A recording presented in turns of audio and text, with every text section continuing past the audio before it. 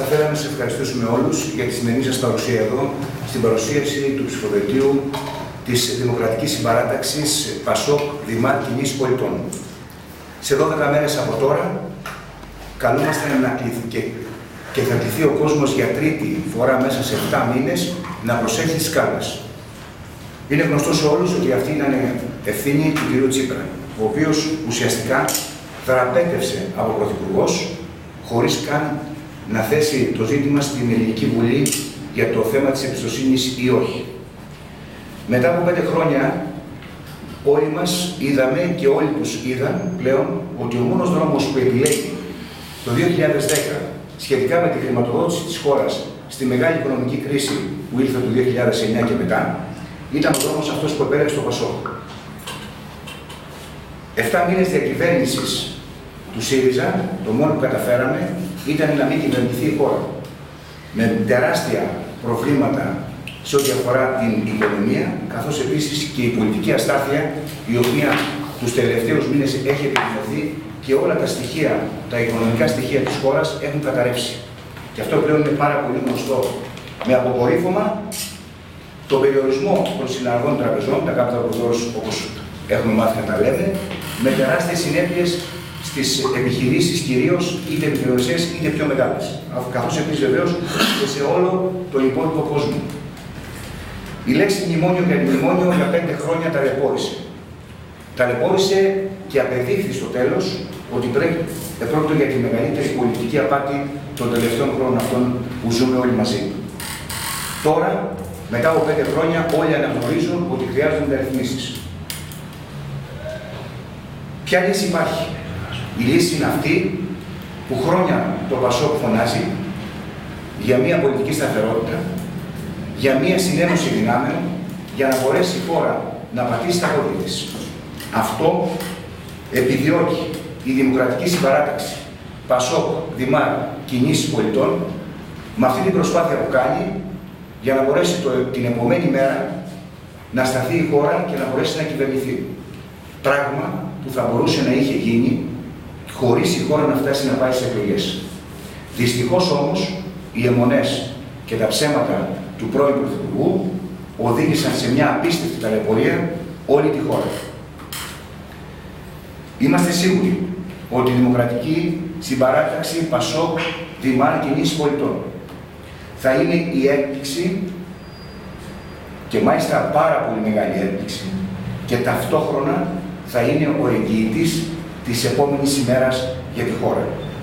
Γιατί έχουμε καταλάβει όλοι ότι το προσωπικό συμφέρον, το κομματικό συμφέρον, το οποίο δυστυχώς ο ΣΥΡΙΖΑ το έβαλε πάνω απ' όλα και κυρίως ο κύριος Τσίπρας, το μόνο που οδήγησε τη χώρα ήταν να μπει σε πολύ μεγάλες περιπέτειες.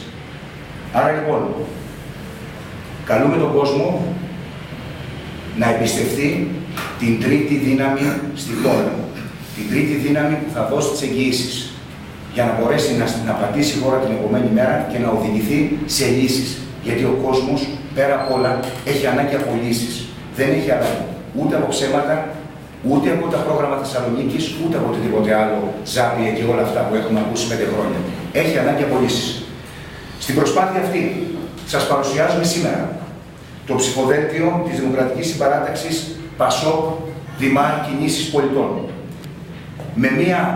Με ένα μεγάλο ευχαριστώ σε όλους αυτούς τους ανθρώπους που τα τελευταία χρόνια συμμετείχαν στα ψηφοδέλτια και σε αυτούς τους ανθρώπους οι οποίοι σήμερα θα κληθούν πάλι να δώσουν στην πρώτη γραμμή τη μάχη.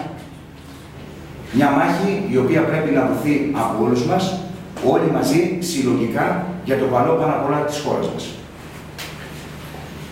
Έχουμε κάνει μια τεράστια προσπάθεια ως ΠΑΣΟΚ, την ανανέωση των ψηφοδελτίων, το φρέσκο στο ψηφοδέλτιο μας, με ανθρώπους που είναι μέσα στην κοινωνία, που δίνουν καθημερινά τη μάχη τόσο στο πολιτικό, στο κοινωνικό, στον επαγγελματικό στίβο. Και είμαστε στην ευχάριστη θέση να σας παρουσιάσουμε. Πρώτος στη λίστα, γιατί γνωρίζουμε όλοι ότι πρόκειται αυτή τη φορά για λίστα, θα είναι ο Γιάννης Ομανιάτης. Γνωστός, καθηγητής πανεπιστημίου, άνθρωπος ο οποίος έχει υπηρετήσει τα προηγούμενα χρόνια ως υπουργός και μάλιστα σε μεγάλα υπουργεία, και είμαστε όλοι, θα έλεγα, πάρα πολύ ευχαριστημένοι και υπερήφανοι που η Αργολίδα έχει αυτόν τον άνθρωπο στις τάξεις της πολιτικής ζωής της χώρας. Περισσότερα δεν χρειάζεται να πω, νομίζω το γνωρίζουν όλοι. Δεύτερος στη λίστα θα ήθελα να αναφέρω τον Ανδρέα τον Χρονόπουλο. Ο Ανδρέας είναι ένας άνθρωπος ο οποίος είναι νέος επαγγελματίας, είναι φυσικοθεραπευτής, έχει πλούσια κοινωνική και κυρίως αθλητική δράση στα δρόμενα και ένας άνθρωπος ο οποίος φιλοδοξεί να δώσει και αυτό στη μάχη μαζί με όλους εμάς. Η Σαρελάκου η Νάντια ήταν υποψήφια και γνωστή από τις προηγούμενες βουλευτικές εκλογές. Είναι αντιπρόεδρος, είναι φοριακός, ελεκτής, είναι αντιπρόεδρος του Συλλόγου Εθωριακών Αργολίδας Πολιτείας, έχει μεταπτυχιακό στη δημόσια διοίκηση και στην λογιστική ελεκτική. Γνωστή ήδη για την προσφορά της τόσο στα πολιτικά όσο και στα πολιτιστικά και κοινωνικά δρόμενα της περιοχής μας. Στη συνέχεια είναι ο Γιώργος Μπουζαλάς. Είναι αντιδήμαρχος, πρώην νομαρχιακός σύμβουλος και πρώην δημοτικός σύμβουλος, με παρουσία στους πολιτιστικούς και αθλητικούς συλλόγους της περιοχής. Ένας άνθρωπος ο οποίος καθημερινά δίνει τη μάχη μέσα από τα δημοτικά πράγματα που δήμουν Ναυπηγαίων προς όφελος των πολιτών. Ο Λάκου Τάσος είναι καθηγητής, είναι δημοτικός σύμβουλος στο Δήμο Ερμιονίδας, ήταν υποψήφιος δήμαρχος στον ίδιο Δήμο, με παρουσία, πολύχρονη παρουσία, σε όλα τα κοινωνικά δρόμενα της Αργολίδας. Θεωρούμε ότι είναι ένα ψηφοδέλτιο το οποίο θα δώσει πάνω απ' όλα τη φρεσκάδα, θα δώσει πάνω απ' όλα το νέο και ελπίζουμε ότι αυτό το πράγμα ο κόσμος θα το δει και θα ανταποκριθεί στο κάλεσμά μας. Και πάλι θα ήθελα να ευχαριστήσω και τους 5 υποψηφίους και όλο τον κόσμο που με την παρουσία του σε σχέση με το 2012 δείχνει ότι το κλίμα έχει αλλάξει και τελικά ο κόσμος έχει καταλάβει ποιοι πραγματικά τόσα χρόνια δούλευαν για τη χώρα και όχι για το κόμμα. Σας ευχαριστώ πάρα πολύ.